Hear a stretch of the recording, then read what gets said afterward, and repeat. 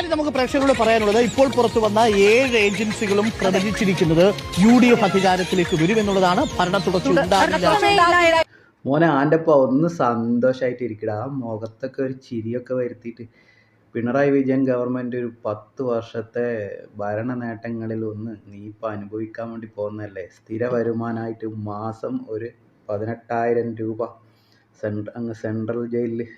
നിങ്ങൾ എത്ര കിടന്ന് ആലോചിക്കുകയും നിങ്ങൾ എന്തൊക്കെ സംപ്രേഷണം ചെയ്താലും മരമുറി ചാനൽ എന്ത് കാണിച്ചാലും ആ കാണിക്കുന്നതനുസരിച്ച് ഇനിയിപ്പോൾ ഉള്ള നാളുകളിൽ വരാൻ പോകുന്ന തെരഞ്ഞെടുപ്പ് കഴിഞ്ഞാൽ UDF അധികാരത്തിൽ വരും. UDF അധികാരത്തിൽ വരുമ്പോൾ ഈ മരമുറി ചാനലിൻ്റെ എല്ലാ കാര്യങ്ങളും അന്വേഷണം നടത്താൻ വേണ്ടി ഞങ്ങൾ മുൻപന്തിയിൽ ആയിരിക്കും എന്നുകൂടി നിങ്ങളെ അറിയിക്കുകയാണ്. അതൊന്ന് പറഞ്ഞ് നിങ്ങളുടെ മാനേജ്മെന്റിനെ കൂടി അറിയിക്കുന്നത് നന്നായിരിക്കും എന്നുകൂടി ഞാൻ ഈ അവസരത്തിൽ പറയാം.